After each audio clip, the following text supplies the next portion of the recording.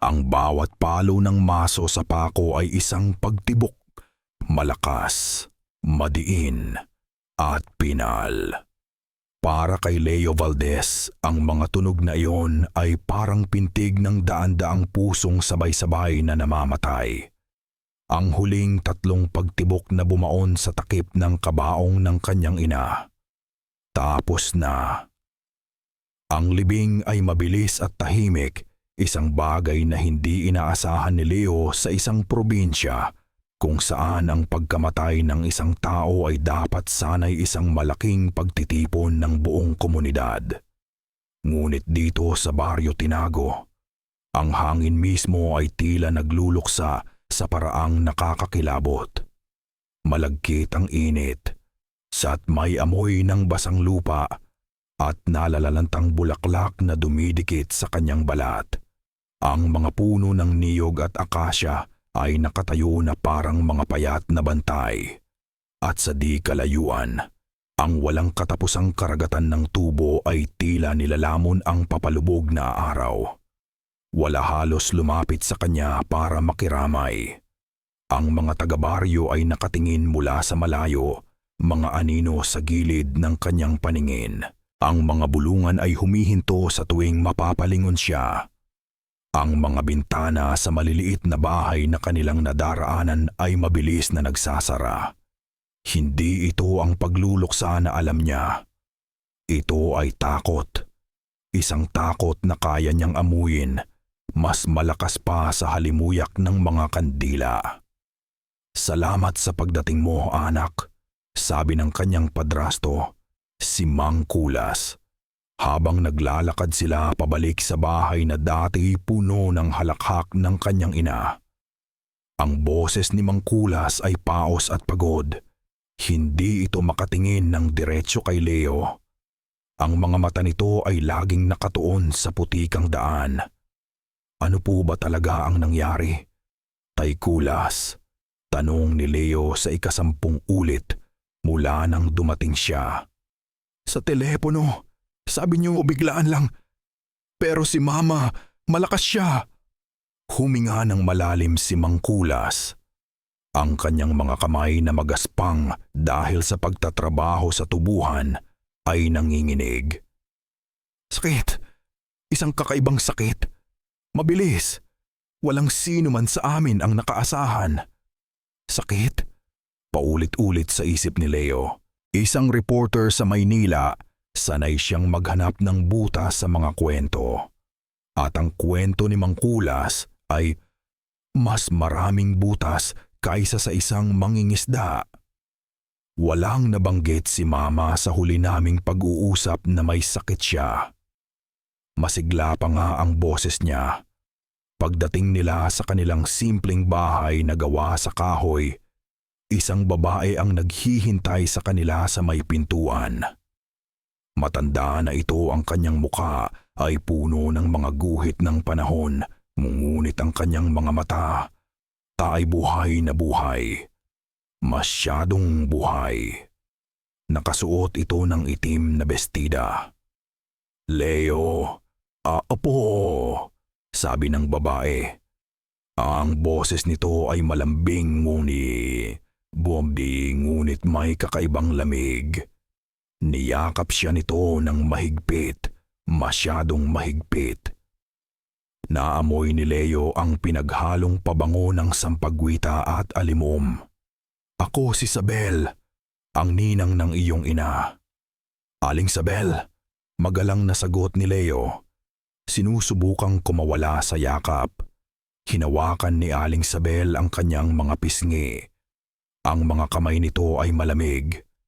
Nakakagulat ang lamig sa kabila ng mainit na panahon. "Kamukhang kamukha mo ang iyong ina, lalo na ang kanyang mga mata.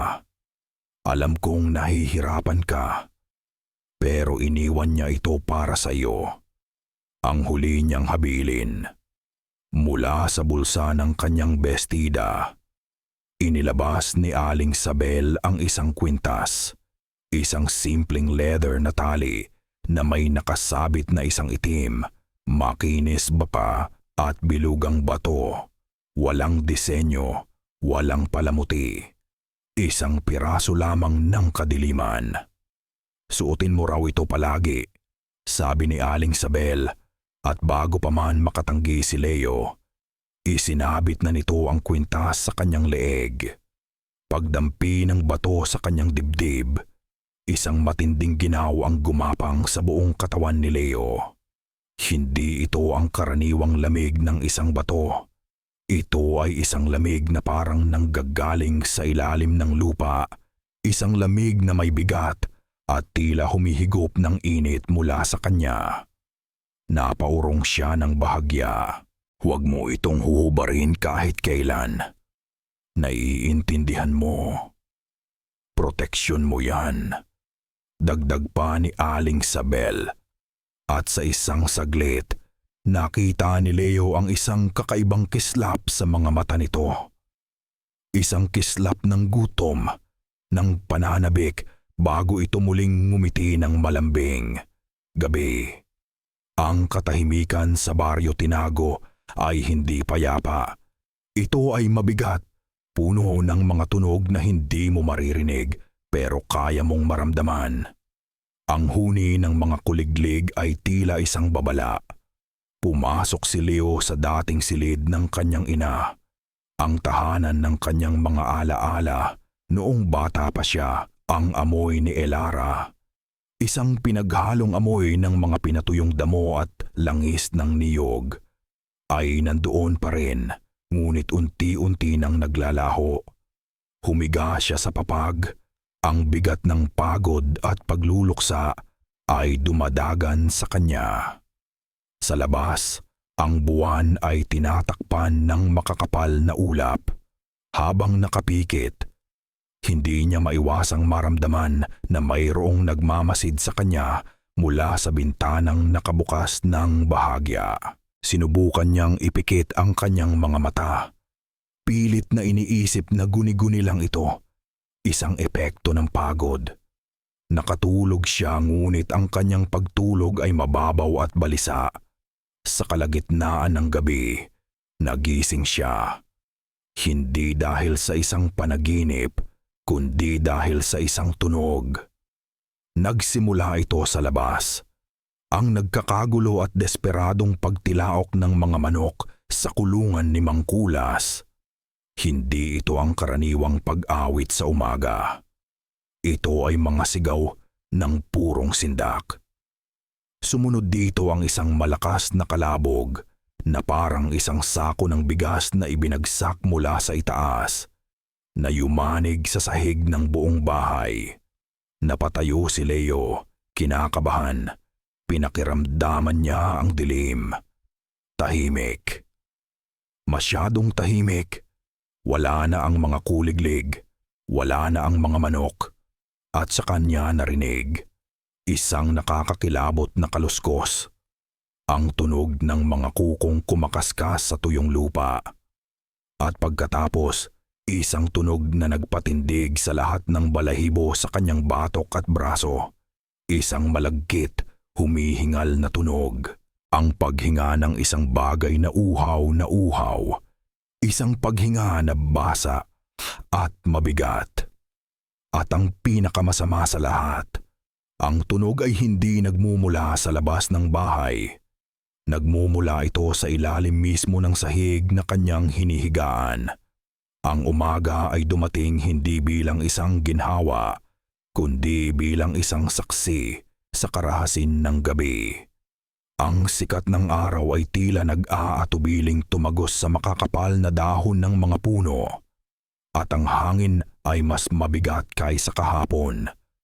Unang narinig ni Leo ang pagsigaw ni Mang Kulas, isang sigaw ng pagkabigla at pagkasuklam. Agad siyang bumangon. Ang alaala ng mga tunog mula sa ilalim ng sahig ay sariwa pa sa kanyang isipan. Hindi siya nakatulog hanggang sa ang unang liwanag ng araw ay nagsimulang gumuhit sa kalangitan. Paglabas niya ng bahay, nakita niya si Mang Kulas na nakatayo sa harap ng kulungan ng mga kambing. Ang kanyang mga balikat ay nanlulumo. Ang pintuan ng kulungan na gawa sa kawayan ay wasak. Ang mga piraso nito ay nagkalat na parang mga palito ng posporo. At sa loob, ang tanawin ay mula sa isang bangungot. Isa sa kanilang mga kambing ay nakahandusay sa lupa. Ang tiyan nito ay bukas at ang mga lamang loob ay nawawala. Ang sugat ay hindi malinis na hiwa. Ito ay parang pinunit ng isang bagay na may pambihirang lakas. Walang gaanong dugo sa paligid na mas lalong nagpadagdag sa kababalaghan ng eksena. Para bang ang dugo ay sinipsip hanggang sa huling patak. Aso lang yan, Taykulas, mabilis na sabi ni Leo, kahit na ang sarili niyang boses ay tunog peke sa kanyang pandinig. Sinusubukan niyang kumbinsihin ang sarili gaya ng pagsubok niyang pakalmahin ang kanyang padrasto. Isang malaking asong ligaw marahil. Umiling si Mangkulas. Ang kanyang mukha ay maputla na parang papel. Hindi ito gawa ng aso, Leo. Alam ko, nakita ko na ito dati, noong bago mamatay ang iyong ina. Ang mga salitang iyon ay tumama kay Leo na parang isang sampal. Bigla ang pagkamatay ng kanyang ina ay hindi na lamang isang kakaibang sakit. Nagsisimula na itong magkaroon ng anyo. Isang anyo na may matatalas na kuko at uhaw sa dugo. Ginugol ni Leo ang umaga sa paglalakad sa Baryo Tinago sa pag-asang may makakausap siyang matino. Ngunit ang baryo ay tila isang lugar ng mga multo. Ang mga taong nakakasalubong niya ay yumuyuko, umiiwas sa kanyang tingin at nagmamadaling lumayo. Ang mga pinto ay nagsasara sa kanyang pagdaan. Ang mga bulungan ay sumusunod sa kanya na parang sarili niyang anino. Anak ni Elara. Bumalik ang sumpa. Aswang. Ang huling salita ay binulong ng may pinaghalong takot at galit. Aswang. Isang salita na narinig lang niya sa mga kwentong katatakutan noong bata pa siya. Mga kwento na tinatawanan niya ngayon bilang isang edukadong tagalungsod. Ngunit dito, sa ilalim ng nakakapasong araw at sa gitna ng mga matang mapanghusga, ang salita ay may bigat, may kapangyarihan. Sa dulo ng isang makipot na eskinita, nakita niya ang isang maliit na kubo na napapaligiran ng mga halamang gamot. Sa labas nito ay nakaupo ang isang batang babae, marahil mga 10 taong gulang na nag-aayos ng mga dahon sa isang bilao. Sa likod niya, sa isang tumba-tumba, ay isang matandang babae na nakapikit. Ang kanyang balat ay kulubot na parang isang tuyong pasas at ang kanyang mga mata, kahit nakasara, ay tila nakikita ang lahat. Magandang araw po, sabi ni Leo, lumalapit ng dahan-dahan. Ang batang babae ay tumingala. Ang kanyang mga mata ay malaki at seryoso. Naghahanap ka ba ng gamot? Hindi. Gusto ko lang sanang magtanong tungkol sa aking ina, si Elara. Ang matandang babae sa tumba-tumba ay biglang tumigil sa pag-ugoy. Dahan-dahan niyang iminulat ang kanyang mga mata. Puti at malabo ang mga ito. Siya ay bulag. Lola, siya po ang anak ni Aling Elara, sabi ng batang babae. Ang matanda, na tinawag na Lola Tasing, ay huminga ng malalim na parang inaamoy ang hangin. Ang kanyang ulo ay bahagyang tumagilid, nakatutok sa direksyon ni Leo. Isang kakaibang ngiti ang gumuhit sa kanyang mga labi. Matagal na kitang hinihintay, bata, sabi nito sa isang boses na kasing tanda ng mga puno sa paligid. Hindi siya tumingin kay Leo, bagkus ay tila inaamoy siya. Kilala niyo po ako? Nagtatakang tanong ni Leo. Kilala ko ang iyong amoy, Sagot ni Lola Tasing. Pinaghalo, amoy lupa at amoy gabi, dugo ng dalawa. Napakunot ang noo ni Leo. Ang mga salita ng matanda ay walang kabuluhan. Lola Tasing, sabi niya, sinusubukang ibalik ang usapan. May alam po ba kayo sa nangyari kay Mama? Ang mangiti sa mukha ni Lola Tasing ay naglaho. Ang iyong ina ay isang matapang na babae, isang tagapag-alaga, ngunit may mga kasunduan na hindi dapat sirain at may mga inggit na mas malalim pa sa balon. Bago pa man makapagtanong muli si Leo, ang batang babae na tinawag ng matanda na Liway ay biglang tumayo at lumapit sa kanya. Itinuro nito ang kwintas na nakasabit sa kanyang leeg. Maganda yan, sabi ni Liway. Kangiyan naman ni hindi na mamadi. Ang kanyang mga mata ay hindi kumukurap. Pero sabi ng lola ko, natutulog lang daw yan. Huwag mo raw siyang gigisingin. Isang kaba ang muling gumapang sa dibdib ni Leo. Paano nalaman ng bata ang tungkol dito? Nagpaalam si Leo. Ang kanyang isipan ay mas magulo pa kaysa dati. Bumalik siya sa kanilang bahay. Determinado na maghanap ng anumang maaaring magbigay linaw sa mga nangyayari. Sa lumang baul ng kanyang ina, sa ilalim ng mga damit at mga lumang retrato, natagpuan niya ang isang salansan ng mga kwaderno. Ang mga pahina ay puno ng nga sulat kamay ni Elara, ngunit hindi ito ordinaryong tala-arawan. Ang mga pahina ay puno ng mga drawing ng mga halaman, mga simbolo na hindi niya maintindihan, at mga listahan ng mga sangkap na may mga katumbas na dasal sa Latin at lumang Tagalog. Ito ang mga talaan ng isang albularyo. Ang kanyang ina ay hindi lang basta nagtitinda ng mga halamang gamot. Siya ay isang tunay na manggagamot. Habang binubuklat niya ang mga pahina, isang lumang litrato ang nalaglag mula sa isa sa mga kwaderno. Kinuha niya ito. Nasa litrato ang isang mas batang Elara, nakangiti ng malapad. Katabi niya ang isang mas batang Aling Sabel. Magkaibigan, masaya. Ngunit may isang bagay sa litrato na nagpatigil sa paghinga ni Leo.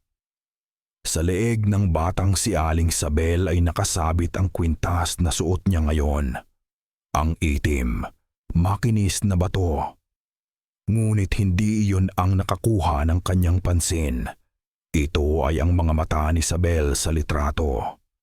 Habang nakangiti ang kanyang mga labi, ang kanyang mga mata ay hindi nakatingin sa kamera. Nakatitig ang mga ito sa kanyang ina, kay Elara. At sa titig na iyon, nakita ni Leo ang isang bagay na pamilyar. Isang damdamin na nakita na niya kahapon lamang noong unang beses niyang makita ang matandang si Sabel. Isang titig ng matinding pananabik. At isang nakatagong inggit na kasing itim ng batong nakasabit sa leeg nito. Ang pagtatalo ay sumiklab sa loob ng kusina. Yang kanilang mga boses ay nagpapaligsahan sa huni ng mga kuliglig sa labas. Hawak ni Leo ang lumang litrato, ang ebidensya na hindi niya kayang bitawan.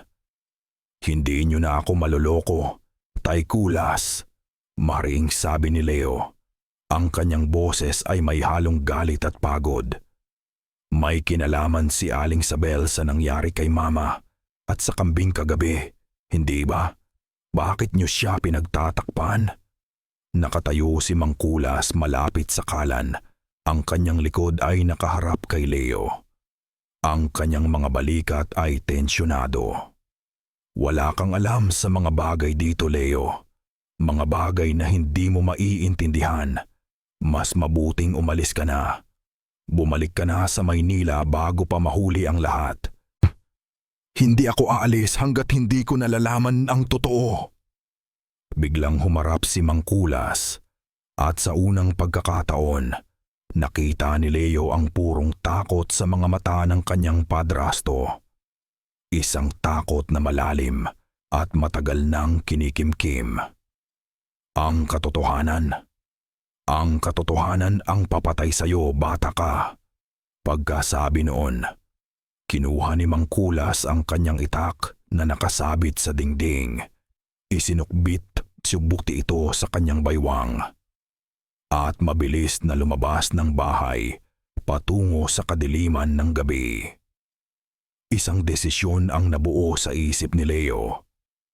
Kung hindi sasabihin sa kanya ni Mangkulas ang katotohanan, susundan niya ito hanggang sa ito mismo ang magpakita sa kanya. Maingat siyang sumunod. Nagtatago sa mga anino. Pinapanatili ang layo sa pagitan nila. Ang landas na tinatahak ni Mangkulas ay hindi papunta sa kabayanan, kundi papasok sa malawak at tila walang katapusang dagat ng tubuhan. Ang matatangkad na tubo ay parang mga pader na humaharang sa liwanag ng buwan. Lumilikha ng isang madilim na labirinto. Ang tanging maririnig ay ang pagaspas ng mga dahon na parang mga tuyong buto na nagkikiskisan. At ang maingat na mga yapak ni Mangkulas sa unahan. Bawat hakbang ni Leo ay pinag-isipan. Ang hangin ay hindi gumagalaw at ang katahimikan ay nakakabingi. Pakiramdam niya ay may daan-daang mata na nakamasid sa kanya mula sa pagitan ng mga tubo. Sa wakas, huminto si Mangkulas sa isang maliit na kaklaro. Isang bilog na espasyo sa gitna ng tubuhan. Nagpalingalinga siya. Ang kanyang kamay ay mahigpit na nakahawak sa puluhan ng kanyang itak. Tila may hinihintay siya o may binabantayan. Mula sa kanyang pinagtataguan, pinanood siya ni Leo. Ang kanyang puso ay malakas na kumakabog sa kanyang dibdib. Ano ang ginagawa niya rito? Lumipas ang ilang minuto ng nakakabinging katahimikan. At bigla, nawala ang lahat ng tunog. Huminto ang huni ng mga kuliglig. Tumigil ang pagaspas ng mga dahon.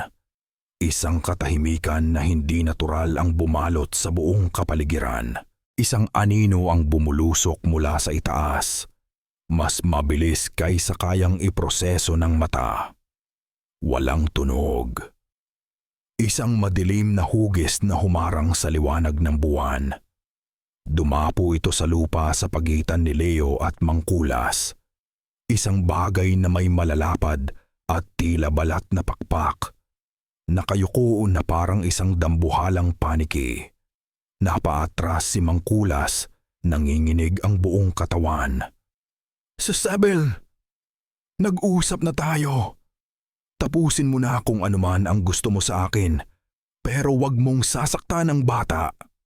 Ang nilalang ay tumawa, isang tunog na garalgal at hindi makatao. Dahan-dahan itong tumayo. At sa himpapawid, isang mahabang dila na parang latigo ang humangin at pumulupot sa braso ni Mangkulas. Sumigaw si Mangkulas sa sakit habang hinihila siya ng nilalang palapit dito. Nakatayo lang si Leo sa kanyang pinagtataguan, hindi makagalaw. Ang kanyang isipan, na sanay sa lohika at katotohanan, ay hindi kayang tanggapin ang nakikita niya. Nais niyang sumigaw, ngunit walang boses na lumalabas sa kanyang lalamunan. Nais niyang tumakbo. Ngunit ang kanyang mga paa ay tila bumaon sa lupa. Nakikita niya ang desperadong pagpupumiglas ni Mangkulas. Ang pagwagayway nito ng itak na para lamang humahawi sa hangin. Ang nilalang ay nagbukas ng bibig, nagpapakita ng mga ngiping matutulis, handa ng kumagat. Sa sandaling iyon, sa gitna ng kanyang matinding takot, isang bagay ang nangyari. Biglang nag-init ang itim na bato sa kanyang dibdib. Hindi lang basta init. Ito ay isang init na parang nagbabagang uling, isang init na gumapang mula sa kanyang balat hanggang sa kanyang mga buto. Isang malamlam na itim na liwanag ang biglang kumislap mula sa kwintas. Ang nilalang na malapit ng sakmalin si Mangkulas ay biglang napasigaw. Isang nakakabinging atungal ng sakit at galit. Binitawan nito ang padrasto ni Leo at napaatras. Ang mga mata nito ay nagliliyab sa galit habang nakatingin, hindi kay Mangkulas, kundi diretso kay Leo. Sa kwintas na nasa kanyang leeg, sa isang mabilis na pagkaampay ng mga pakpak nito, lumipad ito paitaas at naglaho sa kadiliman ng gabi. Nag-iwan ng katahimikan na mas nakakatakot pa kaysa sa mga sigaw kanina. Nanginig na lumapit si Leo kay Mangkulas na ngayon ay walang malay sa lupa, may malalim na sugat sa braso.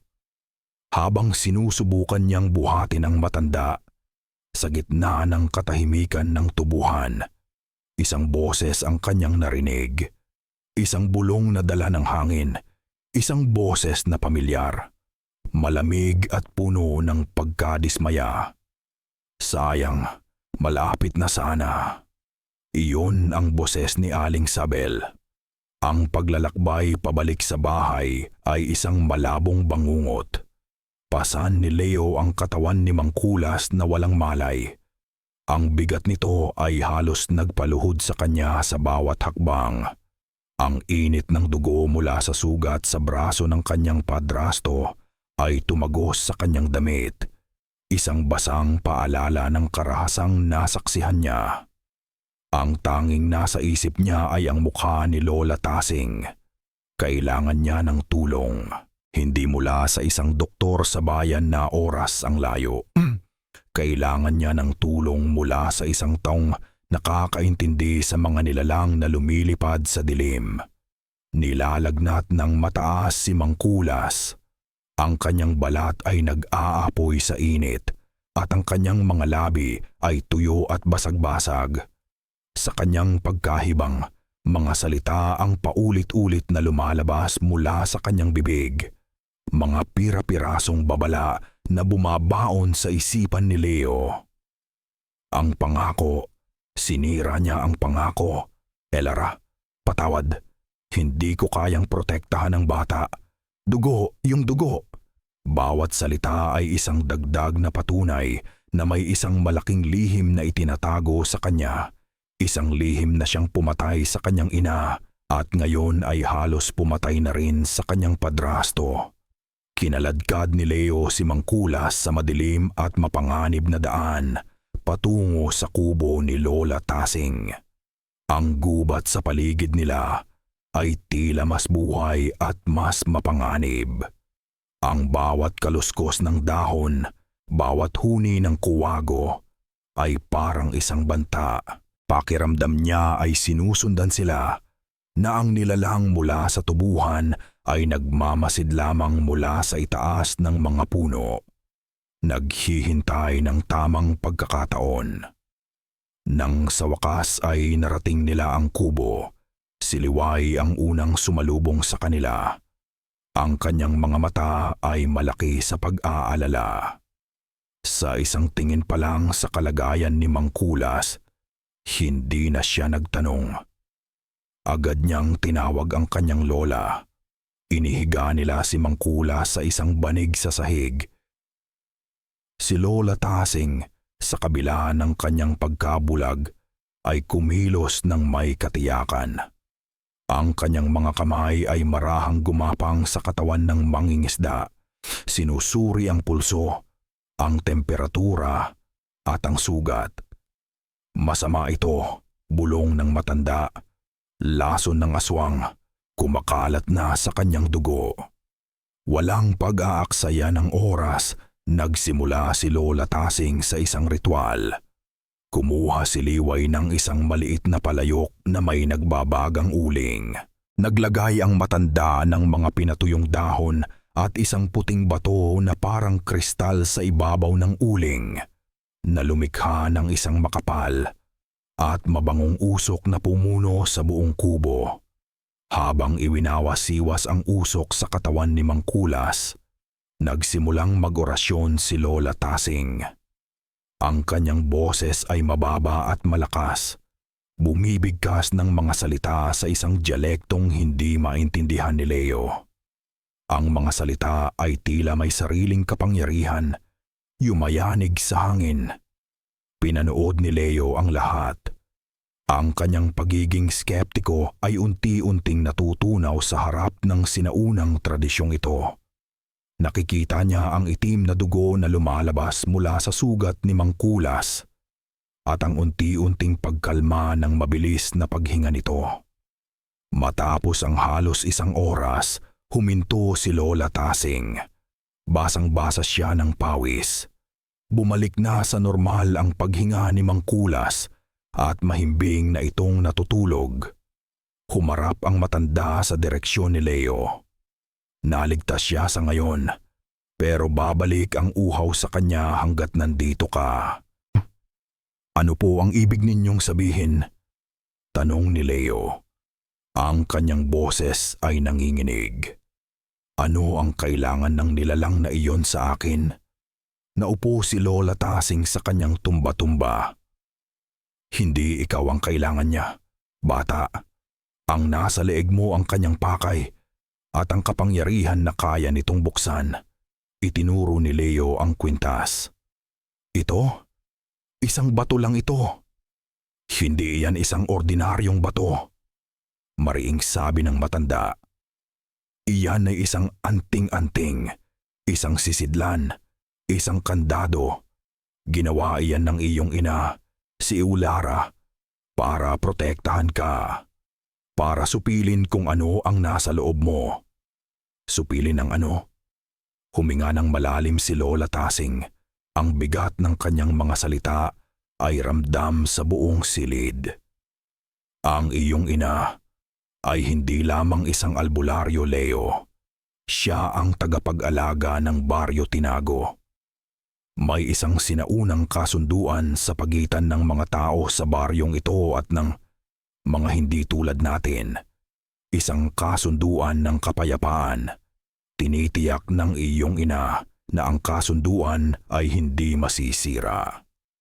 Ang mga kwaderno, ang mga simbolo, biglang nagkaroon ng kahulugan ang lahat. At ang anting-anting na ito, patuloy ng matanda, ay gumagana lamang sa isang taong may espesyal na dugo. Isang dugong tulad ng sa iyo. Hindi ko po maintindihan.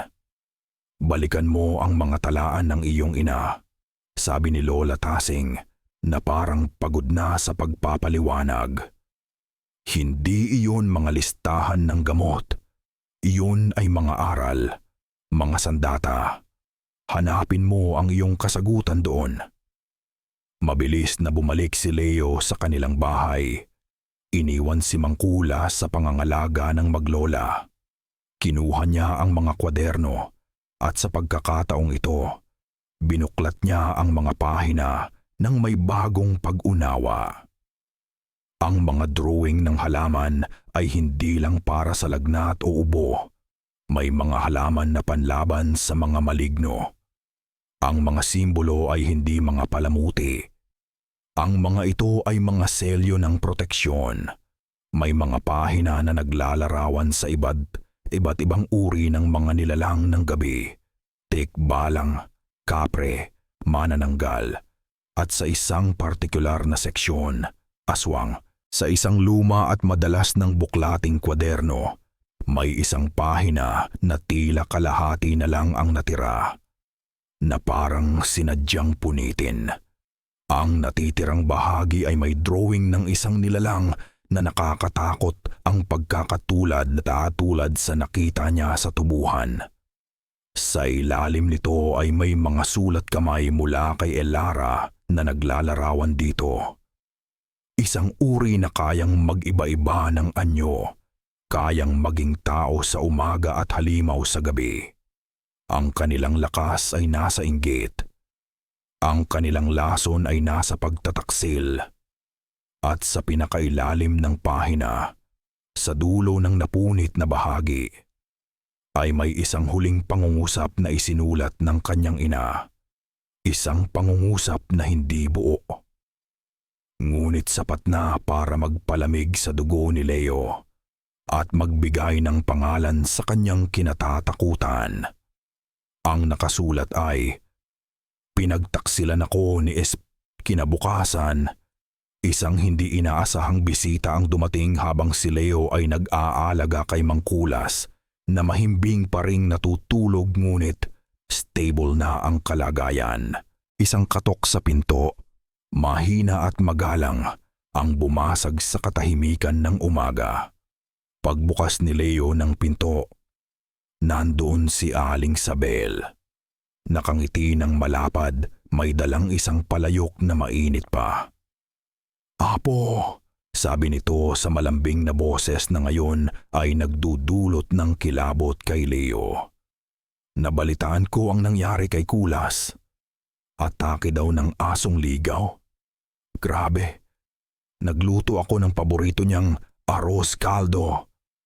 Ang kabaitan sa kanyang muka ay perpekto, masyadong perpekto. Para itong isang maskara na isinuot para pagtakpan ang halimaw sa likod nito. Naalala ni Leo ang sinabi ni Lola Tasing.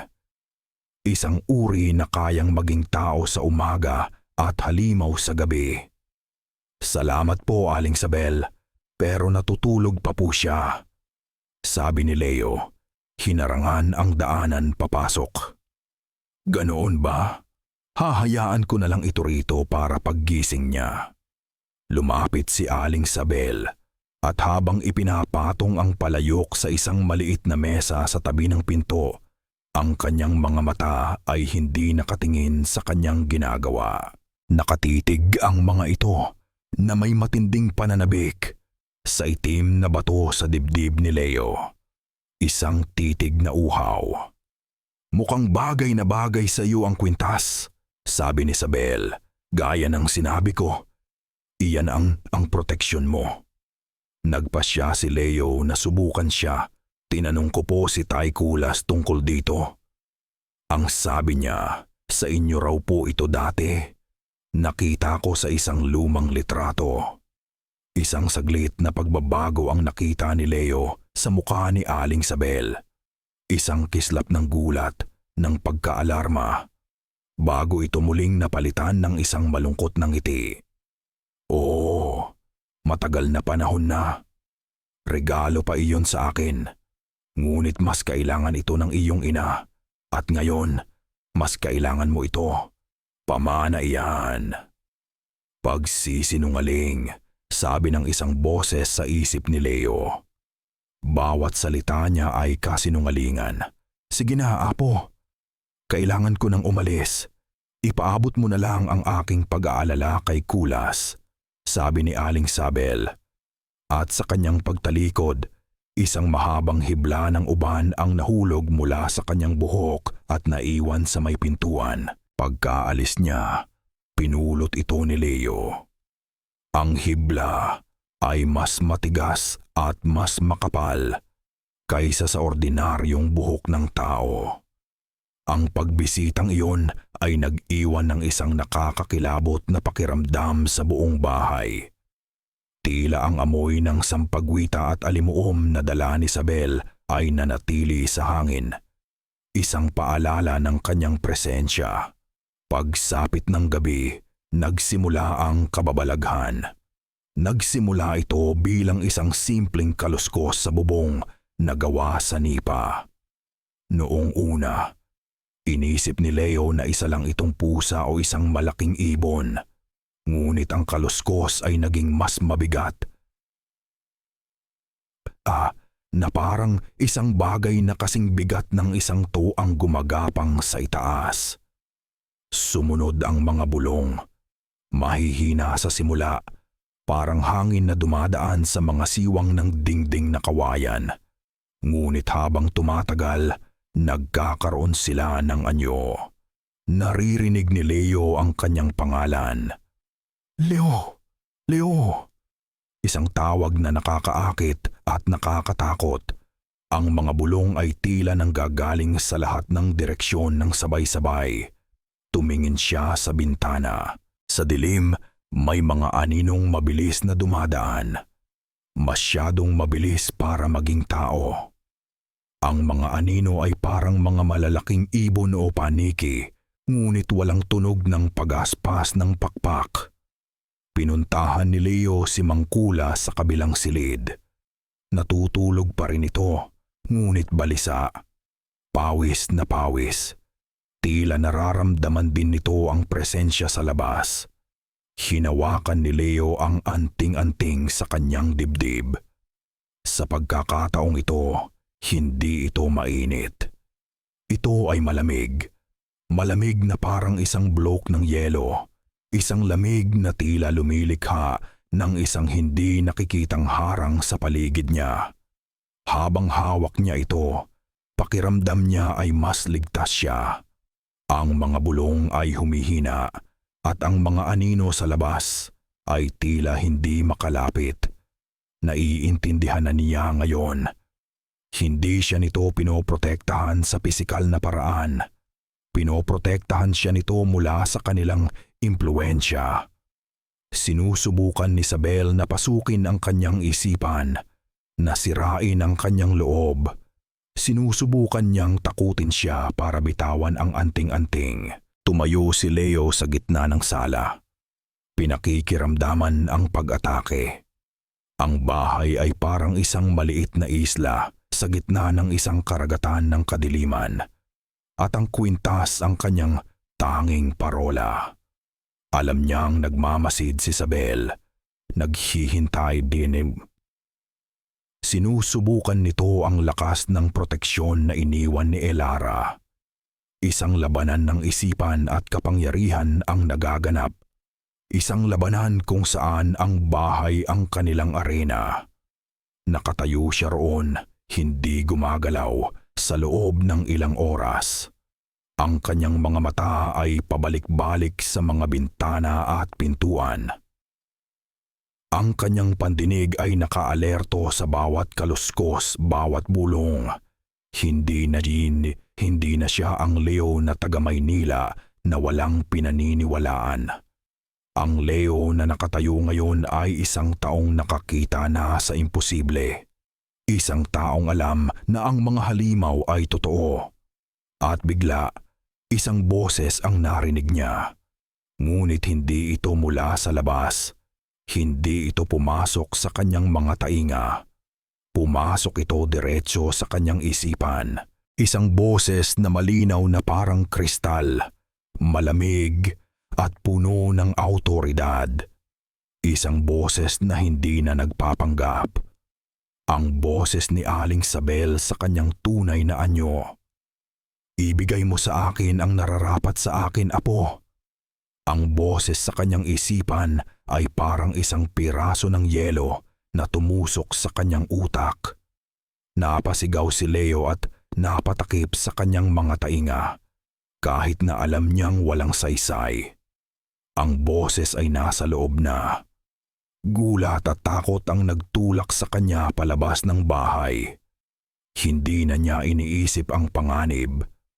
Ang tanging gusto niya ay makalayo sa boses na iyon, sa presensya na bumabalot sa tahanan nila. Tumakbo siya. Ang kanyang mga paa ay halos hindi sumasayad sa lupa. Tinatahak ang pamilyar na daan pabalik sa kubo ni Lola Tasing. Nadatnan niya ang matanda na nakaupo sa kanyang tumba-tumba, na para bang hinihintay na siya. Si Liway ay nakatayo sa tabi nito. Ang kanyang muka ay seryoso at puno ng pag-aalala.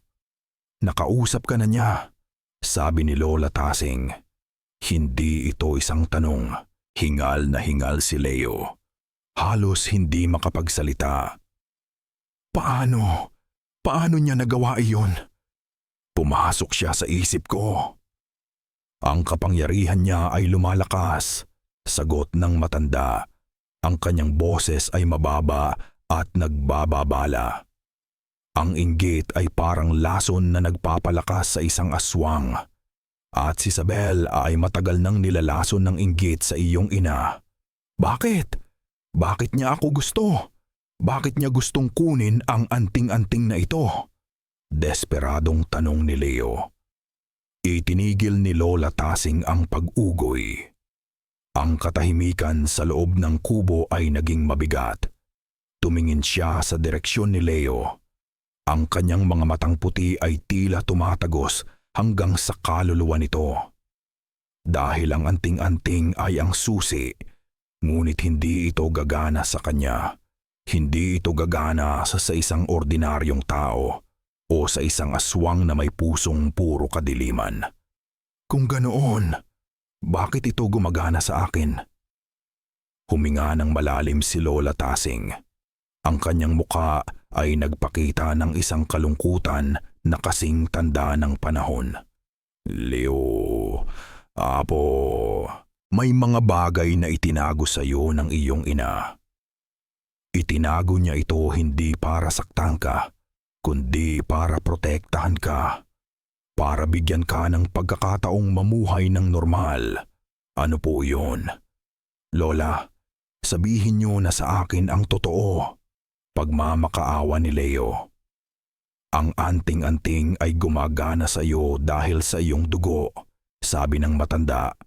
Ang kanyang boses ay nanginginig na ngayon. Ang dugo mo ay espesyal. Isang dugong hindi dapat umiral. Isang dugong pinag-isa ang dalawang mundong magkaaway. Nakatitig lang si Leo. Ang kanyang puso ay nagsisimulang kumabog ng mas mabilis. Nararamdaman ang bigat ng mga salitang malapit ng bitawan ng matanda. Ang baryo Tinago ay itinayo sa isang kasunduan sa pagitan ng mga unang nanirahan dito at ng isang makapangyarihang angkan ng mga aswang. Kwento ni Lola Tasing. Isang angkan na hindi masama, hindi pumapatay ng tao. Sila ang nagsilbing mga tagapagbantay ng gubat. Pinapanatili ang balanse. Ang lola ng iyong ina ang gumawa ng kasunduan at ipinasa niya ang tungkulin sa iyong ina. At ano ang koneksyon ko rito? Ang iyong ina, si Elara, sa kanyang pagnanais na mas maintindihan ang kabilang panig ay umibig. Ang mga salita ay bumagsak na parang mga bato sa tahimik na silid. Umibig siya sa pinuno ng angkan na iyon, isang aswang na may dugong maharlika at may kakayahang maglakad sa araw na parang isang ordinaryong tao, isang pag-ibig na ipinagbabawal, isang pag-ibig na nagbunga. Napaurong si Leo. Ang kanyang isipan ay umiiling sa pagtanggi kahit na ang kanyang katawan ay hindi gumagalaw. Hindi totoo yan, ang iyong ama Leo, sabi ni Lola Tasing. Ang luha ay nagsisimulang mamuo sa kanyang mga matang bulag, ay hindi isang ordinaryong tao. Ang katotohanan ay sumabog sa isipan ni Leo na parang isang bomba. Ang mga bulong ni Lola Tasing dati, dugo ng dalawa. Ang mga salita ni Mang Kulas, dugo. Ang dugo, ang paggana ng anting-anting, ang pag-atake sa kanyang isipan. Lahat ng ito ay konektado sa isang katotohanang napakasama para tanggapin. Siya ay anak ni Elara, ang albularyo. At siya ay anak ng isang aswang, isang nilalang na kalahating tao, kalahating halimaw. Napasandal siya sa dingding. Ang kanyang mga binti ay nanghina. Ang hangin ay tila nawala sa silid. Tiningnan niya ang kanyang mga kamay, ang kanyang mga braso. Pareho pa rin. Ngunit sa ilalim ng balat na iyon, sa loob ng mga ugat na iyon, ay dumadaloy ang dugo ng isang nilalang na kinatatakutan niya. Isang nilalang na kanyang kinasusuklaman. Kaya pala, bulong niya. Kaya pala gusto ni Sabel ang anting-anting. Gusto niyang gamitin ang dugo ko para sa sarili niya. Hindi lang iyon. Sabi ni Lola Tasing, ang kanyang boses ay isang takot na bulong na ngayon. Ang anting-anting ay hindi lang proteksyon. Isa rin itong kandado. Isang selyo. Pinipigilan nito ang iyong tunay na kalikasan na lumabas. Kung makuha ito ni Sabel, hindi lang niya makokontrol ang kapangyarihan nito. Mapapakawalan ka rin niya. Tumingin si Leo sa salamin na nakasabit sa dingding. Isang lumang piraso ng salamin na may mga mantsa. Tinitigan niya ang sarili niyang refleksyon. Ang mukha niya, ang buhok niya, ang mga mata niya. At sa isang nakakakilabot na sandali, sa ilalim ng liwanag ng gasera, nakita niya ito. Isang mabilis, halos hindi mapansing pagbabago. Ang kanyang mga mata, tila kumislap ng kulay pula. Bago pa man siya makasigaw, isang hiyawan ang pumunit sa katahimikan ng gabi. Isang hiyawan na puno ng sakit at takot, nagmumula sa direksyon ng kabayanan. Isang hiyawan na nagpatunay na ang gabi ay nagsisimula pa lamang. At idinagdag ni Lola Tasing sa isang nanginginig na bulong. Hindi si Sabel ang pinakamalakas. Isa lamang siyang kasangkapan ng kanyang kapatid. Ang sigaw ay humila kay Leo mula sa kanyang pagkasuklam sa sarili.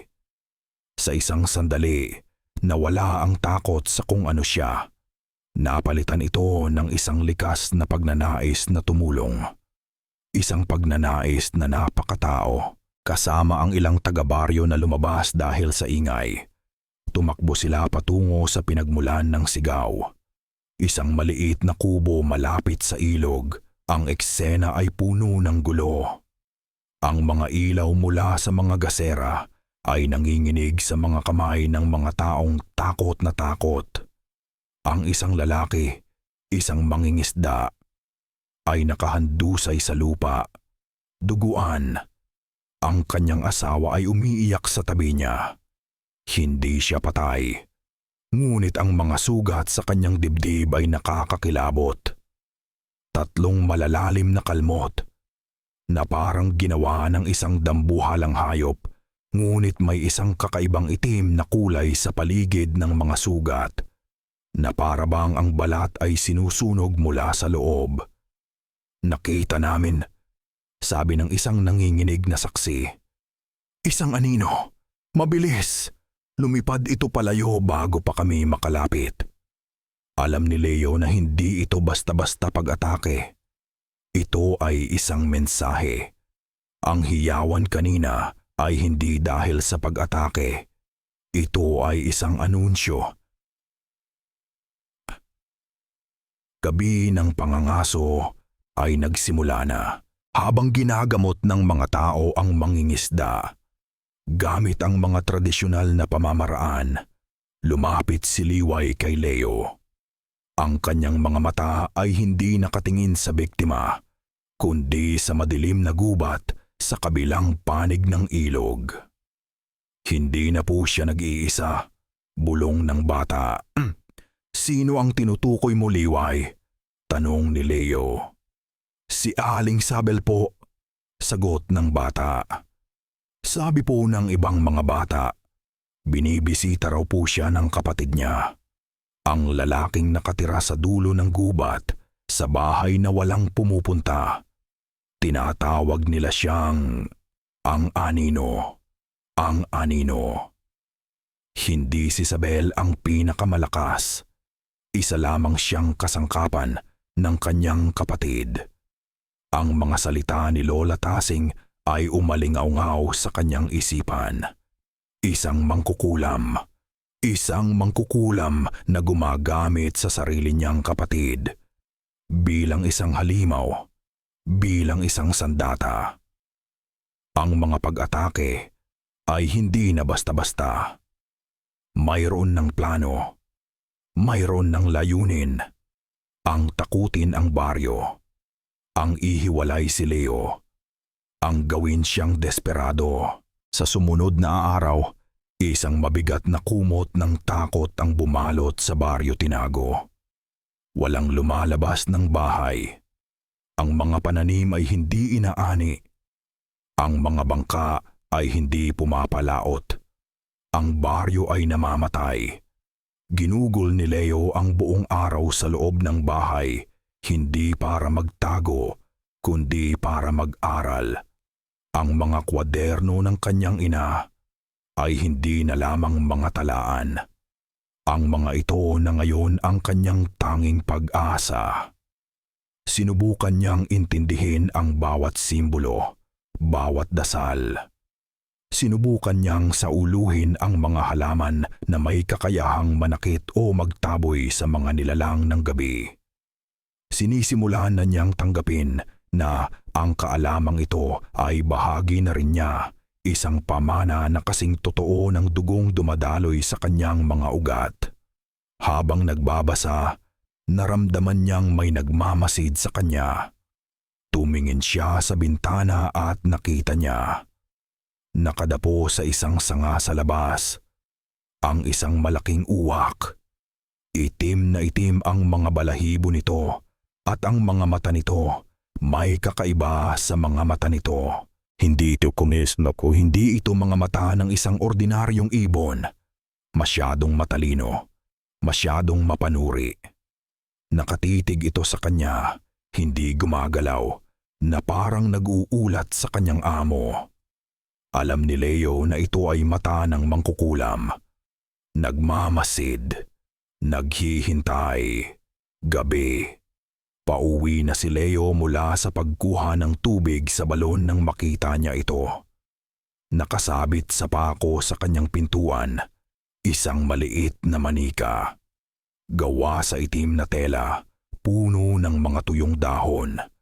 Ang mga braso at binti nito ay gawa sa maliliit na sanga. At ang buhok ay gawa sa ilang hibla ng sarili niyang buhok. Paano? Kailan? Ang pinakamasama sa lahat ay ang mga tinik na nakatusok sa dibdib ng manika. Isang manikang kulam. Naramdaman ni Leo ang paglamig ng kanyang dugo. Ito ay isang direktang banta. Isang pagpapakita ng kapangyarihan. Kaya kitang saktan.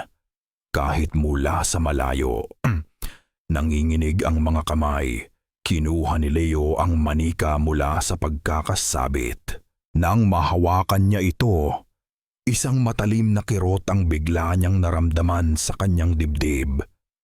Sa eksaktong lugar kung saan nakatusok ang mga tinik sa manika. Napasigaw siya sa sakit at nabitawan ito. Kasabay nito, isang mahinang tunog ang kanyang narinig. Isang tunog na parang nabibiyak na bato. Tumingin siya sa kanyang dibdib, sa anting-anting na nakasabit doon. Sa ilalim ng liwanag ng buwan, kitang-kita niya. Ang itim at makinis na bato ay nagkaroon ng isang maliit, napakapinong lamat. Ang lamat sa anting-anting ay hindi lang isang pisikal na pinsala. Para kay Leo, ito ay isang paalala na nauubos na ang kanyang oras. Ang proteksyon na iniwan ng kanyang ina ay hindi walang hanggan. Bawat pag-atake ng mangkukulam, bawat sandali ng kanyang pagdududa ay unti-unting sumisira dito. Hindi na siya pwedeng magtago. Hindi na siya pwedeng maghintay. Tapos na ang pag-aaral. Tapos na ang paghahanda. Kailangan na niyang kumilos. Kinabukasan, habang ang araw ay nasa katanghalian, nagpasya si Leo. Kung ang anino ay ayaw magpakita, pupuntahan niya ito. O kahit man lang ang kanyang kasangkapan. Ang bahay ni Aling Sabel ay nasa dulo ng baryo, sa tabi mismo ng makapal na gubat. Ito ay isang luma at halos giba ng kubo napapaligiran ng mga tuyong halaman at masasamang damo. Tila ang lupa mismo sa paligid. Bahamihibaligid ng bahay ay ayaw nang magbigay ng buhay. Walang usok mula sa lutuan, walang mga manok sa bakuran. Ito ay isang bahay na humihinga ng kalungkutan at kasamaan. Habang papalapit si Leo, ang hangin ay tila lumalamig. Ang huni ng mga insekto ay humihina. Bawat hakbang niya ay tila pinagmamasdan. Kumatok siya sa pintuan na gawa sa kawayan. Walang sumagot. Kumatok siya ulit, mas malakas. "Aling Sabel, alam kong nandyan ka." Isang mahinang kaluskos ang narinig niya mula sa loob at dahan-dahang bumukas ang pinto. Ang loob ng bahay ay madilim at mabaho. Ang amoy ng alimuom at nabubulok na pagkain ay nakakasulasok. Sa gitna ng maliit na sala, nakaupo si Aling Sabel sa isang upuang gawa sa yantok. Ang kanyang itsura ay nakakagulat. Ang kanyang buhok ay gulo-gulo. Ang kanyang mga damit ay marumi. Mas payat siya at ang kanyang balat ay may kulay abo. Ngunit ang pinaka-nakakatakot ay ang kanyang mga mata.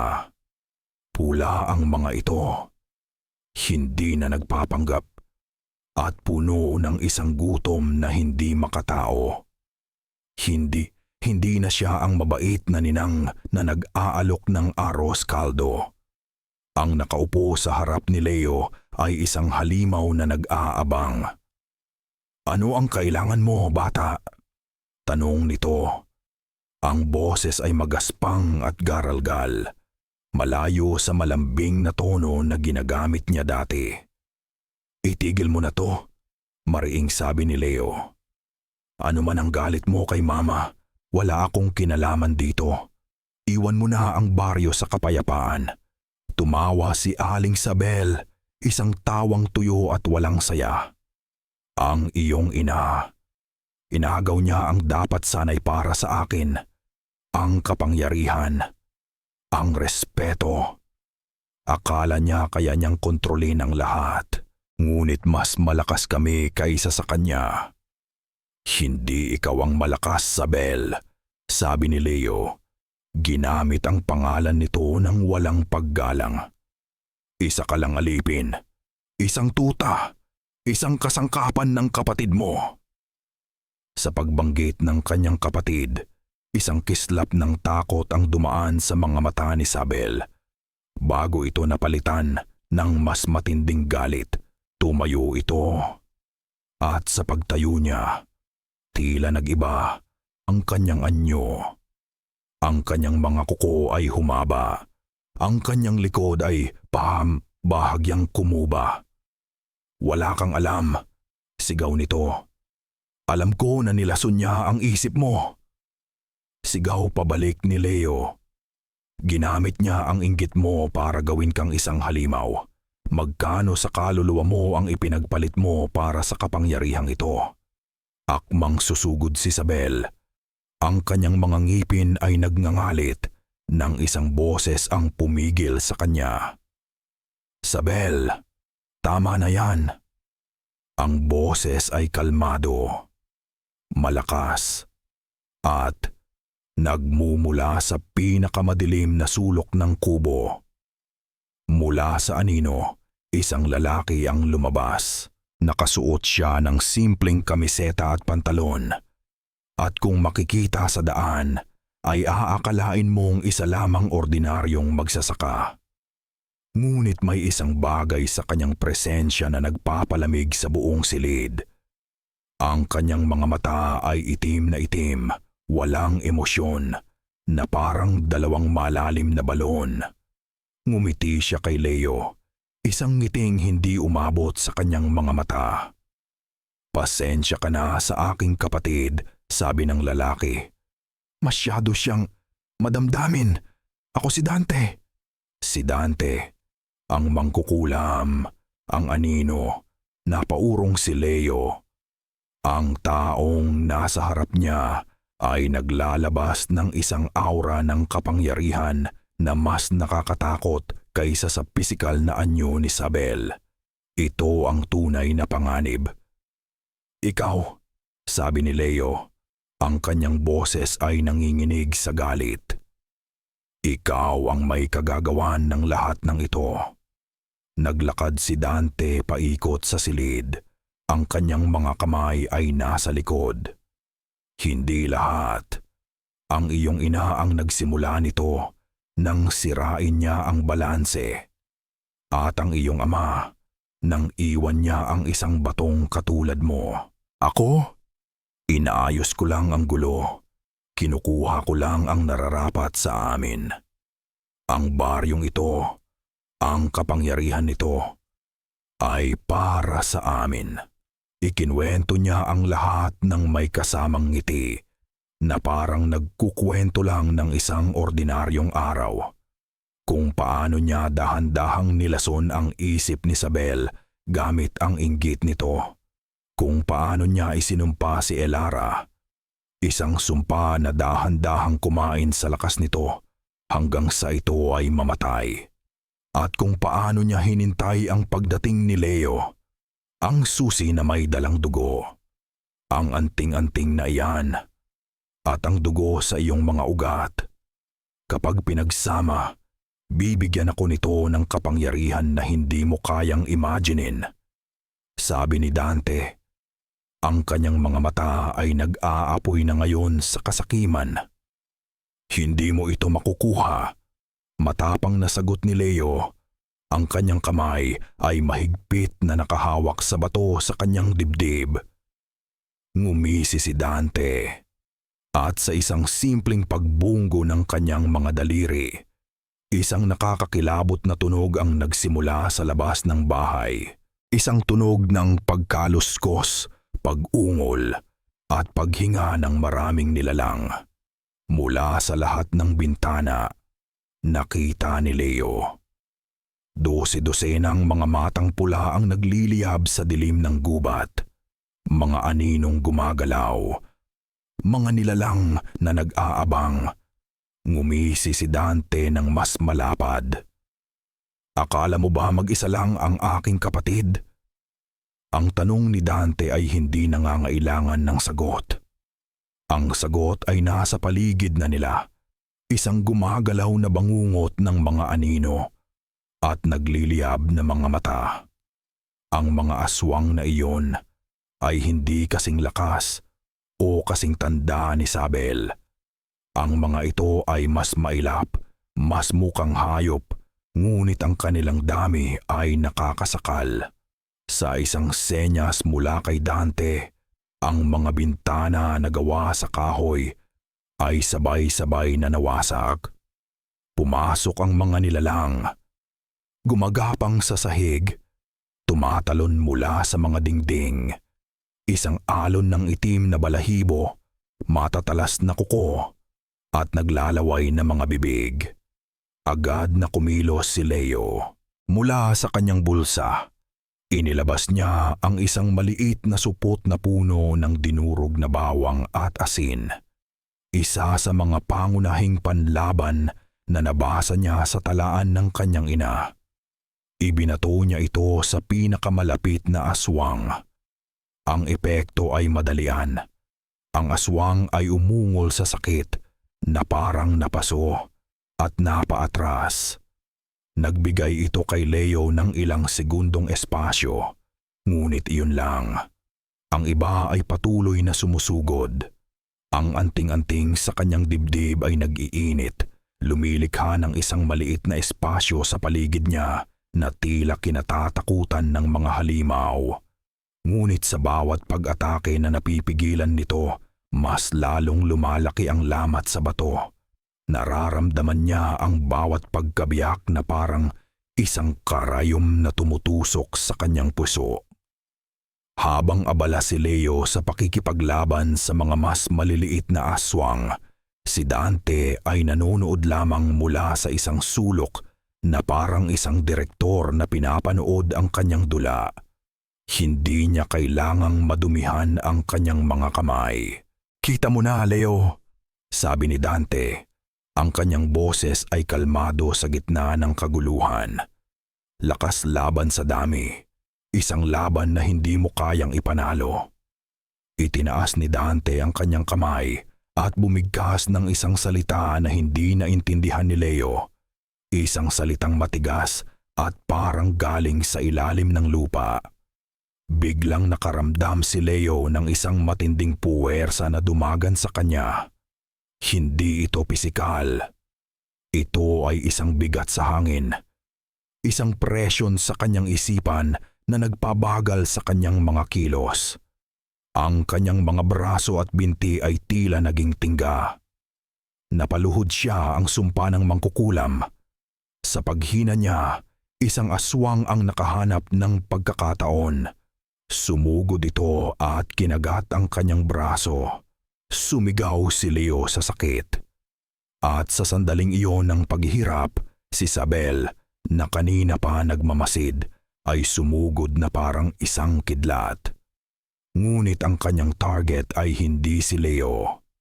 Ang target niya ay ang nanginginig na anting-anting sa dibdib nito. Sa idea ay isang malakas na kalmot. Pinunit niya ang leather na tali. Ang anting-anting ay lumipad sa ere at sinalo ni Dante ng may ngiti ng tagumpay. Ang pagkawala ng bato ay parang pagkawala ng isang bahagi ng kaluluwa ni Leo. Ang proteksyon, ang init, ang koneksyon sa kanyang ina. Lahat ay biglang nawala. Isang nakakabinging kahungkagan ang pumalit dito. Ang bigat ng sumpa ni Dante ay lalong tumindi. At bumagsak siya ng tuluyan sa sahig, halos hindi na makahinga. "Tapusin mo na siya," utos ni Dante kay Isabel. Itinaas ni Isabel ang kanyang mga kamay na may mahahabang kuko, handa nang tapusin ang buhay ni Leo. Ang mga mata nito ay puno ng tagumpay. "Sugob!" Isang sigaw ang bumasag sa eksena. Mula sa labas, dumating ang tulong na hindi inaasahan ni Leo. Si Mang Kulas na may benda pa sa braso, kasama ang 5 pang matatapang na mangingisda. May dala silang mga sulo at mga itak. Ang biglaang pagdating ng apoy at bakal ay nagbigay ng gulat sa mga aswang. Ang apoy, isang likas na kahinaan ng mga aswang, ay nagpaatras sa kanila. Nagsimula ang isang desperadong labanan. Ang mga mangingisda ay matapang, ngunit kulang sila sa bilang. "Kulas, hindi!" bulong ni Leo. Ang kaguluhan ay nagbigay ng pagkakataon kay Leo. Ginamit niya ang lahat ng natitira niyang lakas para gumapang, palayo sa labanan, patungo sa nasirang bintana. Bawat galaw ay isang paghihirap. Nakita siya ni Mang Kulas. Ang kanilang mga mata ay nagtagpo sa gitna ng apoy at anino. Walang salitang binitawan, ngunit naintindihan ni Leo ang mensahe sa mga mata ng kanyang padrasto. "Tumakbo ka, mabuhay ka." Hinarang ni Mang Kulas ang isang aswang na akmang susunod kay Leo. Isinakripisyo ang sarili para bigyan siya ng oras. Duguan at sugatan, nagpagulong-gulong si Leo palabas ng bahay at tumakbo papasok sa kadiliman ng gubat. Sa likuran niya, naririnig niya ang mga sigaw ng labanan, ang atungal ng mga halimaw at ang tawang tagumpay ni Dante na nangingibabaw sa lahat. Tumakbo siya ng walang direksyon. Ang mga sanga ay humahampas sa kanyang muka. Ang sakit mula sa kanyang mga sugat ay wala ng kwenta kumpara sa sakit ng pagkatalo, sa sakit ng pag-iwan sa mga taong nagsakripisyo para sa kanya. Lahat ay nawala. Ang anting-anting, ang kanyang pag-asa, ang kanyang mga tagapagtanggol. Sa wakas, Bumagsak siya sa lupa, sa tabi ng isang maliit na sapa. Hindi na kayang humakbang pa. Pagod. Talo. Wasak. Isang bagong pakiramdam ang nagsimulang gumapang sa kanyang kalooban. Mas malakas ngayon na wala na ang anting-anting para supilin ito. Isang pakiramdam na hindi pamilyar ngunit likas. Isang matinding gutom. Isang uhaw na hindi para sa tubig. Ang kanyang paningin ay nagsimulang magbago. Ang mga kulay ng gabi ay naging mas matingkad. Ang amoy ng basang lupa at dugo ay naging mas matalas. Ang tibok ng puso ng maliliit na hayop sa paligid ay naging parang mga tambol sa kanyang pandinig. Nanginginig, yumuko siya sa sapa at tiningnan ang kanyang refleksyon sa tubig. Ang lalaking nakatitig pabalik sa kanya ay hindi na si Leo Valdez. Ang mga mata nito ay dalawang nagbabagang pula. At mula sa kanyang likod, nararamdaman niya ang isang bagay na gustong lumabas.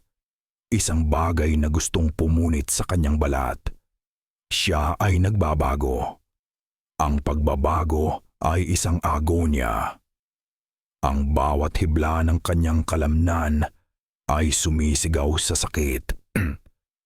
Na parabang ang kanyang mga buto ay dinudurog at muling binubuo. Ngunit mas masahol pa sa pisikal na sakit ang digmaan sa kanyang isipan. Dalawang boses ang naglalaban sa loob niya. Ang boses ni Leo, ang reporter, ang anak ni Elara. Ito ay sumisigaw sa takot at pagtanggi. Hindi ako ito. Ayoko nito. Ang isa pang boses, mas bago, mas malalim, at mas mapang-akit, ay bumubulong ng mga pangako. Isang boses na gutom. Tanggapin mo. Ito ang lakas. Ito ang kaligtasan. Gutom ka. Uminom ka. Ang mga imahe ay mabilis na naglalaro sa kanyang isipan.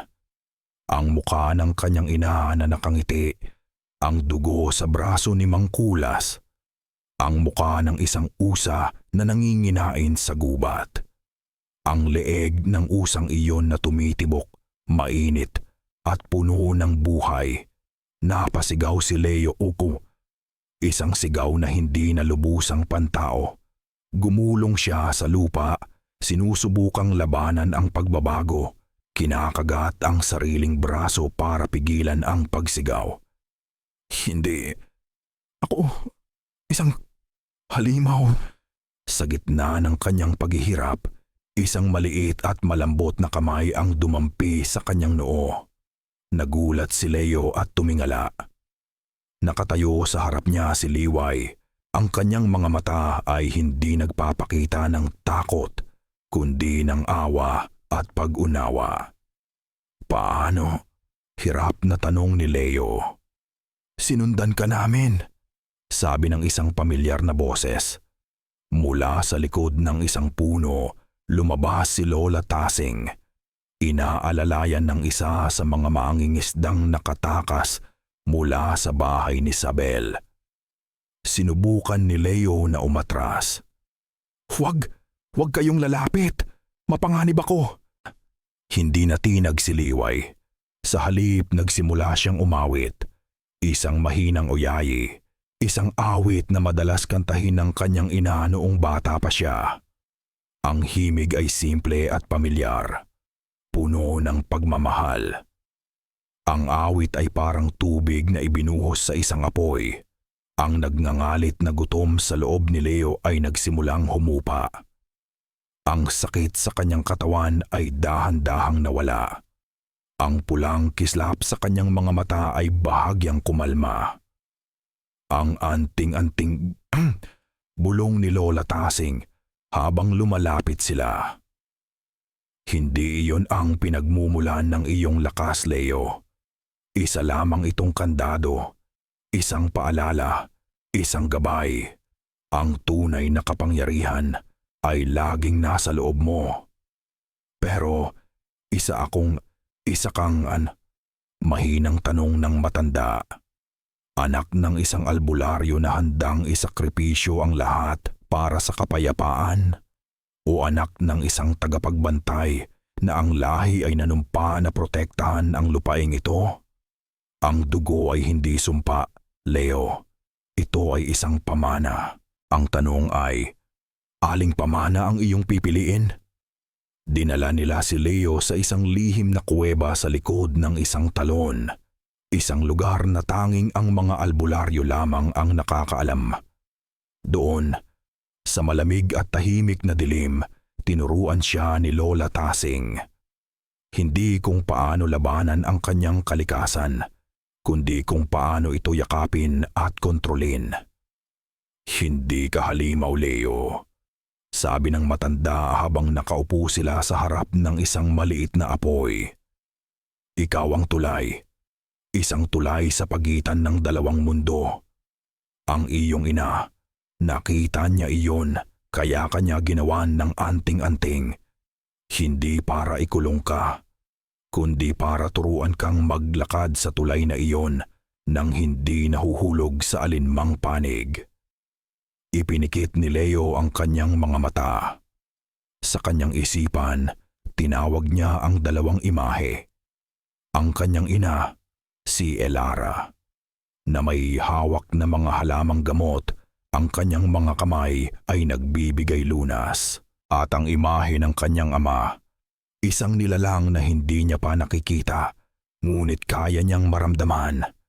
Isang anino na may mga matang marangal, isang hari ng gabi, isang tagapagbantay. Hindi sila magkaaway. Sila ay dalawang panig ng isang barya. Dalawang panig ng kanyang pagkatao. Ang lakas ng kanyang ama. Ang talino ng kanyang ina. Nang imulat niya ang kanyang mga mata, nandoon pa rin ang pulang kislap. Ngunit hindi na ito mailap. Ito ay kontrolado na, nakatutok, puno ng isang bagong determinasyon. Hindi na niya kailangan ng bato para supilin ang kanyang sarili. Natagpuan na niya ang kanyang sentro. Handa na ako, sabi niya sa isang boses na mas malalim at mas may tiwala kaysa dati. Sa sandaling iyon, isang hangin ang umihip papasok sa kuweba. Dala ang isang boses na pinalakas ng mahika. Isang boses na naririnig ng buong baryo. Ang boses ni Dante na nagsasalita sa pamamagitan ng anting-anting. Mga taga-baryo Tinago, nasa akin ang inyong proteksyon. Nasa akin ang susi sa inyong kaligtasan. Ibigay ninyo sa akin si Leo Valdez bago sumikat ang araw. Kung hindi, ang buong baryo ninyo ang magiging hapunan ng aking mga alaga. Ang gabi ay tila huminto sa paghinga. Ang ultimatum ni Dante ay bumalot sa baryo Tinago na parang isang malamig na kumot ng hamog, nagdadala ng takot sa bawat puso. Ngunit sa takot na iyon, may isang bagong damdamin ang sumisibol, ang pagsuway. Sawa na silang magtago. Sawa na silang matakot. Ang plaza sa gitna ng baryo, na karaniwang walang tao pagsapit ng dilim, ay unti-unting napuno ng mga ilaw mula sa mga sulo. Ang mga natitirang kalalakihan ng baryo, armado ng mga itak, sibat na gawa sa kawayan, at ang tapang na dulot ng desperasyon, ay nagtipon. Hindi na sila magtatago. Lalaban sila. At sa kanilang harapan, mula sa dilim, lumabas si Leo. Hindi na siya ang taga-Maynilang reporter na puno ng pagdududa. Ang kanyang mga mata ay may kalmadong pulang kislap. Ang kanyang mga kilos ay tiyak at puno ng kumpiyansa. Hindi siya nakasuot ng baluti, ngunit ang kanyang presensya ay parang isang kalasag. Hindi ninyo kailangang gawin ito, sabi niya sa mga taga-baryo. Ang kanyang boses ay umaalingaw-ngaw sa tahimik na gabi. Laban ko ito, isang matandang mangingisda, ang ama ng lalaking unang inatake, ang humakbang pasulong. Ang demonyong iyon ay kinuha ang kapayapaan sa aming baryo, binantaan ang aming mga pamilya. Laban na nating lahat ito, Leo Valdez. Isang sigaw ng pagsang-ayon ang sumunod. Sa sandaling iyon, hindi nila nakita si Leo bilang isang halimaw. Nakita nila siya bilang kanilang tanging pag-asa. Mula sa kabilang dulo ng pasa, lumabas si Dante. Naglalakad siyang mag-isa. Ang itim na anting-anting ay nakasabit na ngayon sa kanyang leeg. At ito'y kumikinang na may masamang liwanag. Ang bato ay tila masaya sa kapangyarihan na hinihigop nito mula sa kanya. Isang hangal na pagpapakita ng tapang-hapang. Hayya mapapa, sabi ni Dante, tumatawa. Ibibigay ko sa inyo ang huling pagkakataon. Ibigay ninyo siya sa akin at hahayaan ko kayong mabuhay. Walang sumagot. Ang sagot nila ay ang mas mahigpit na pagkakahawak sa kanilang mga sandata. Ngumisi si Dante. Kung ganoon, itinaas niya ang kanyang kamay at mula sa mga bubong, mula sa mga eskinita, mula sa madilim na tubuhan sa paligid, lumabas sila. Ang hukbo ng mga aswang. Sa kanilang harapan ay si Aling Sabel. Ang kanyang anyo ay mas halimaw pa kaysa dati. Ang kanyang mga mata ay nakatutok lamang kay Leo, puno ng purong galit. Sugod! Sigaw ni Dante.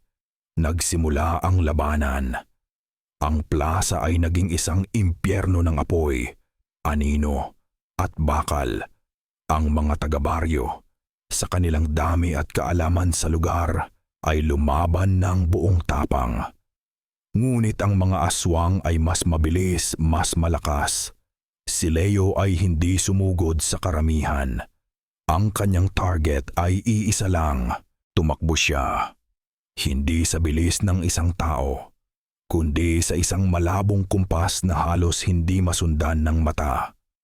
Ang bilis na pamana ng kanyang ama. Nilagpasan niya ang mga mas maliliit na aswang patungo diretso kay Dante. Nagulat si Dante sa kanyang bilis. Itinaas niya ang kanyang kamay para bumigkas ng isang sumpa. Ngunit bago pa niya matapos, naroon na si Leo. Ang kanilang paglalaban ay isang sayaw ng dalawang magkaibang kapangyarihan. Ang itim na mahika ni Dante, mga sumpa na nagpapabagal, mga anino na nagiging solidong patalim, laban sa likas at mailap na lakas ni Leo. Gumamit si Leo ng mga bagay na natutunan niya mula sa talaan ng kanyang ina. Naghagis siya ng pinulbos na pilak na abo sa mukha ni Dante. Napanandali ang sumira sa konsentrasyon nito, ginamit niya ang bilis niya para umiwas at sumuntok. Bawat suntok ay may bigat na hindi pangkaraniwan. Habang sila ay naglalaban, hinarang ng isang galit na tungal ang daraanan ni Leo. Si Aling Sabel. Sumugod ito. Ang kanyang mga kuko ay handang pumunit. Ngunit sa pagkakataong ito, hindi umiwas si Leo. Humarap siya sa kanya, hindi bilang isang kaaway, kundi bilang ang anak ng babaeng dati niyang minahal na parang kapatid. Ninang Sabel! Sigaw ni Leo. Ang kanyang boses ay puno ng pakiusap, hindi galit. Gumising ka. Ginigising ka lang niya. Alalahanin mo si Mama. Alalahanin mo kung sino ka. Ang mga salita ay tumama kay Isabel na parang isang sampal. Sa isang saglit, ang galit sa kanyang mga mata ay napalitan ng pagkalito. Ang imahe ni Elara, nakangiti, ay sumagi sa kanyang isipan. Ang halimaw ay natigilan. Isang maliit na kislap ng pagiging taang bumalik sa kanyang mga mata. Nakita ni Dante ang pag-aatubili na ito. Isang pagkakamali. Isang kahinaan. Walang silbi. Sigaw niya at bumigkas ng isang sumpa. Isang itim na sibat na gawa sa anino ang lumabas mula sa kanyang kamay at tumusok. Hindi kay Leo, kundi sa likod ni Isabel. Napaluhod si Isabel. Ang kanyang mga mata ay nanlalaki sa gulat. Tumingin siya kay Leo. At sa huling pagkakataon, ang mga mata na iyon ay hindi na pula. Ang mga ito ay mga mata ng isang babaeng nagsisisi. Patawad. Bulong niya bago siya bumagsak sa lupa. Wala ng buhay. Ang pagkamatay ni Isabel sa kanyang kamay ay nagdulot ng isang sandali ng kawalan ng pag-iingat kay Dante. Isang sandali ng pagmamataas at galit. At ang sandaling iyon ang kailangan ni Leo. Hindi niya inatake si Dante. Inatake niya ang anting-anting. Ginamit niya ang lahat ng kanyang lakas. Ang lakas ng aswang at ang determinasyon ng isang tao. At sumugod. Ang kanyang kamay ay hindi naglalayong saktan si Dante, kundi abutin ang bato sa leeg nito. Nahawakan niya ito. Ang bato ay nag-aapoy sa itim na enerhiya. Ngunit hindi niya ito binitawan. Ginamit niya ang koneksyon niya dito. Ang dugong nag-uugnay sa kanya sa gumawa nito.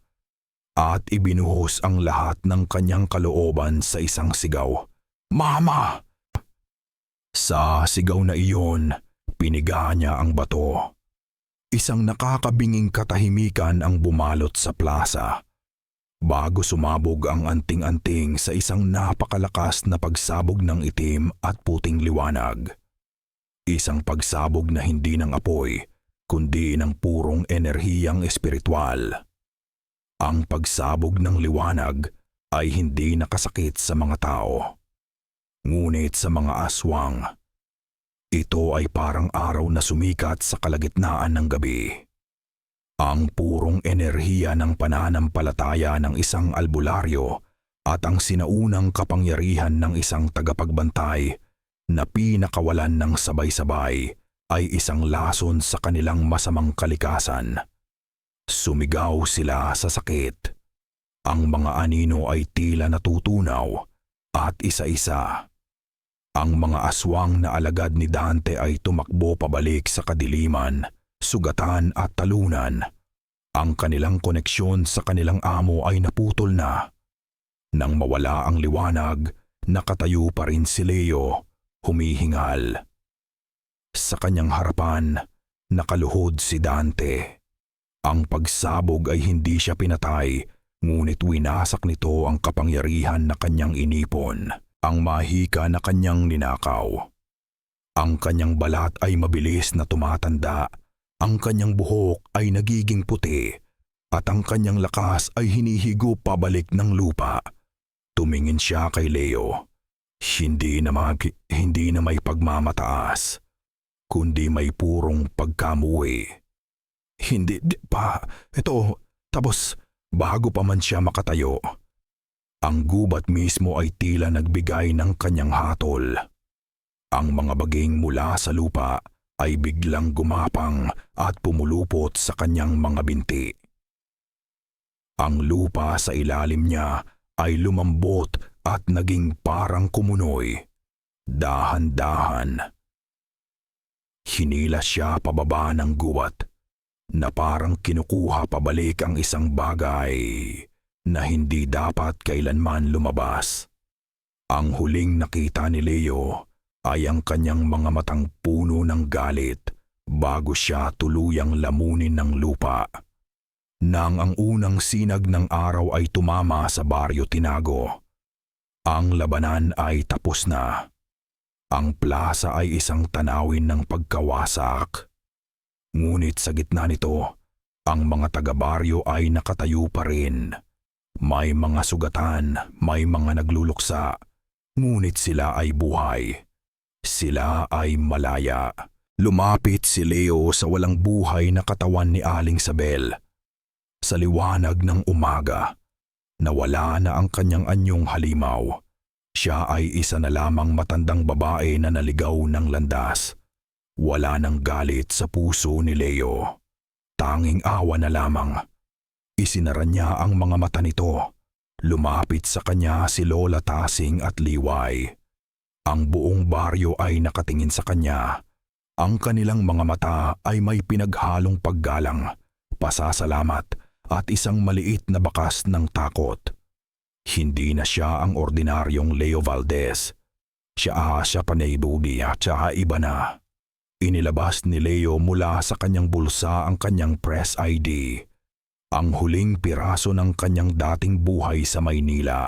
Tinitigan niya ito ng matagal. Ang litrato ng isang binatang nakangiti na walang alam sa mga halimaw at mahika. Dahan-dahan, binali niya ito sa gitna at binitawan. Ang mga piraso nito ay tinangay ng hangin. "Ano na ang gagawin mo ngayon?" tanong ni Lola Tasing. Tumingin si Leo sa baryo na unti-unti nang nagigising sa isang bagong umaga. Tumingin siya sa malawak na tubuhan at sa madilim na gubat sa di kalayuan. "Sinira namin ang kasunduan," sabi niya. "Ang balanse ay nasira. Kailangan ng isang bagong tagapag-alaga." Hindi na niya kailangang sabihin pa. Naintindihan na ng lahat. Makalipas ang ilang buwan, ang Baryo Tinago ay dahan-dahang bumabangon. Ang mga bahay ay inaayos. Ang mga tawa ng mga bata ay muli nang naririnig. Ang takot ay naglalaho na, napapalitan ng mga kwento ng isang gabing puno ng dugo at apoy, at ng isang bayaning hindi nila inaasahan. Hindi na nakatira si Leo sa lumang bahay ng kanyang ina. Ang kanyang tahanan ngayon ay ang buong baryo. Ang kanyang pamilya ay ang lahat ng tao rito. Isang gabi, nakatayo siya sa isang burol, pinagmamasdan ang baryo sa ilalim ng kabilugan ng buwan. Ang mga ilaw mula sa mga bahay ay parang mga bituin sa lupa. Narinig niya ang isang kaluskos sa kanyang likuran, isang sanga na nabali. Hindi siya lumingon. Hindi na niya kailangan. Ang kanyang mga pandama ay mas matalas na. Alam niyang hindi iyon isang banta. Mula sa kadiliman ng gubat, lumabas ang isang malaking nilalang na parang lobo. Ang mga mata nito ay kulay pilak. Tumigil ito ilang metro mula sa kanya at yumuko ng bahagya. Isang pagpapakita ng paggalang. Ito ay isa sa mga tunay na tagapagbantay. Ang angkan ng kanyang ama, sila ay pamapanay, ay bumalik na para tumulong sa pagpapanumbalik ng balanse. Tumingin si Leo sa buwan. Naramdaman niya ang tawag ng kanyang dugo, ang pagnanais na tumakbo sa gubat kasama ang mga kauri niya. Ngunit naramdaman din niya ang tibok ng puso ng mga natutulog na tao sa baryo, ang kanyang tungkulin. Siya ang tulaytay. At dito siya mananatili. Narinig niya ang isang papalapit na tunog sa gubat sa di kalayuan. Isang tunog na hindi pamilyar. Isang banta. Humarap siya sa direksyon na iyon at sa ilalim ng liwanag ng buuan ng buwan.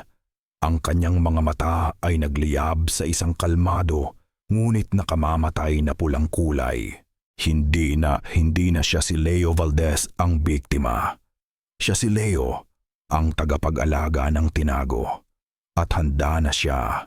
Sabi nila, ligtas na ang Baryo Tinago.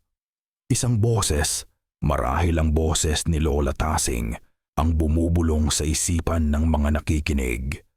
Ngunit hindi nila alam na para bantayan ang isang baryo mula sa mga halimaw sa labas. Minsan, kailangan mong mag-alaga ng sarili mong halimaw sa loob. At dito nagtatapos ang kwento ni Leo, ang bagong tagapag-alaga ng Baryo Tinago. Mula sa kaibuturan ng aking puso, maraming salamat sa inyong pagsama sa akin sa madilim ngunit makabuluhang paglalakbay na ito. Ang pagsulat sa kwento ni Leo ay isang paglalakbay din para sa akin. Isang paalala na sa bawat isa sa atin, mayroong liwanag at dilim, mayroong pagiging tao at mayroong isang bagay na mas malalim. Dahil higit pa sa mga aswang at kulam, ang kwentong ito ay tungkol sa pagtanggap. Pagtanggap sa ating sarili, sa ating pinagmulan, at sa katotohanan ng hindi ang ating dugo ang magdidikta kung sino tayo, kundi ang mga desisyon na ating ginagawa. Ito ay kwento tungkol sa pag-ibig na kayang bumago ng tadhana, sa pagpapatawad na siyang naghihilom sa pinakamalalim na sugat, at sa pag-asa na laging sisibol kahit sa pinakamatinding kadiliman. Ngayon, nais kong marinig ang inyong boses. Ano ang inyong naramdaman? Anong aral ang inyong napulot? Huwag kayong babtan. Huwag kayong mag-atubiling iwanan ang inyong mga saloobin sa comment section sa ibaba. Bawat komento ay mahalaga at nagsisilbing inspirasyon para sa mga susunod pang kwentong ating pagsasaluhan. Hanggang sa muli nating pagkikita sa isa na namang gabing puno ng hiwaga at kababalaghan. Maraming salamat at mag-ingat kayo palagi.